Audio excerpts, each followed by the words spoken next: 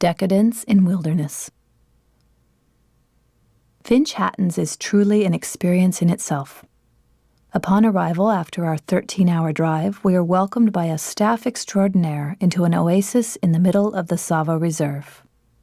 We are given our assignments and escorted to our individual tents, mine being situated at the mouth of a river that winds through the camp and the park beyond. There is a bridge, and under it, fresh, flowing spring water babbles. Just beyond the bridge is the hippo pond. I find the hippos ugly, yet fascinating. Throughout the day and into evening, they laze in the water and tell their hippo jokes, laughing their hippo laughs, and watching us with only their eyes, nostrils, ears, and rumps showing.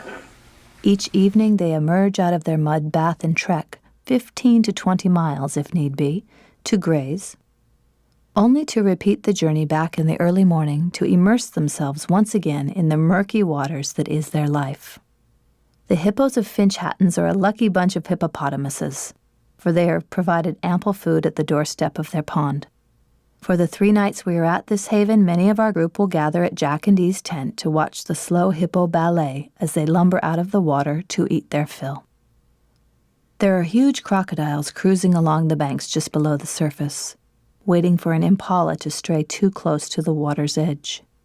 I stumble along the path and encounter a couple of vervet monkeys. They have blue balls the color of robin's eggs. The babies are the cutest things and cling to their mama's bellies. Baboons are everywhere. We watch a giraffe spread his lanky front limbs and lower his head in between them to drink from the river in an awkward grace.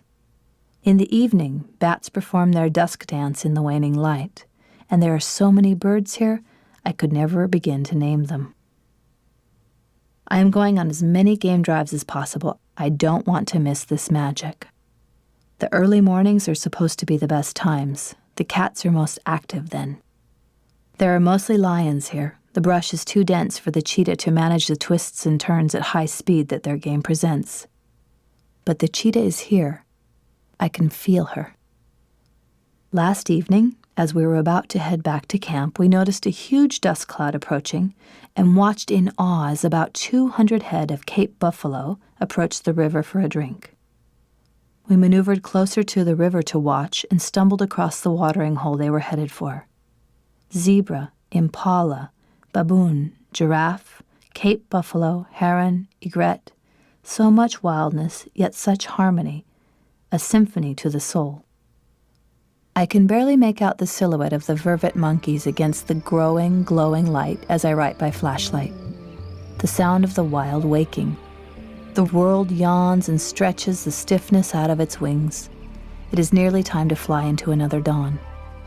This is the best time of my day, and my coffee sits on the futon beside me, lest the bush baby return for my cream, as he did yesterday. This is why I am here, to listen to the babble of water, the call of frogs, and answering birdsong. I cannot absorb enough of this, which is only one moment in all the moments of this adventure. But there is another side to Finch Hatton's. Dennis Finch Hatton was the lover of Karen Blixen, also known as Isaac Dinesen, author of Out of Africa.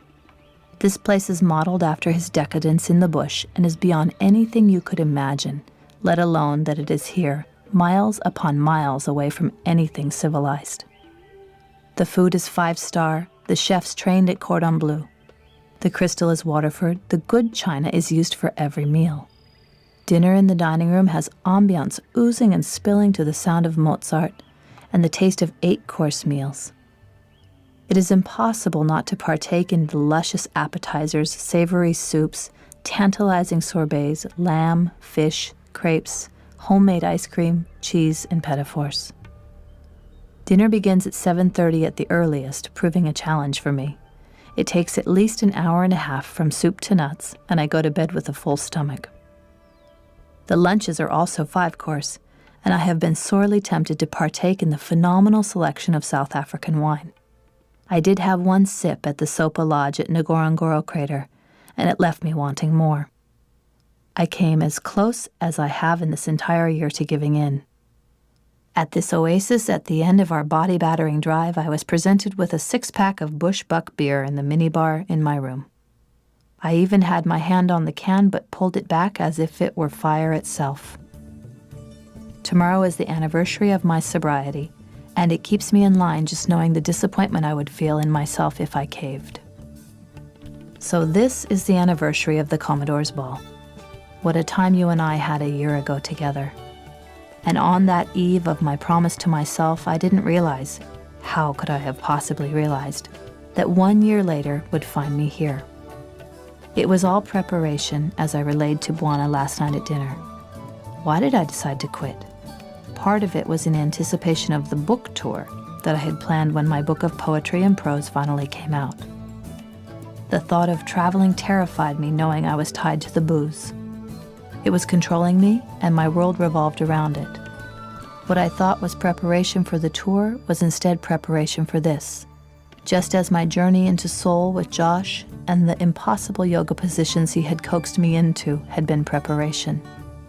Somehow, as I looked back into myself, it was not an unreasonable thought that my whole life I had been preparing for this journey back to the beginning. It was mind-boggling, and more than once I felt a kinship with Linda Hamilton at the end of Terminator as she pondered all the possibilities of the future based on a past she herself would create. A baboon grunts and runs across the bridge.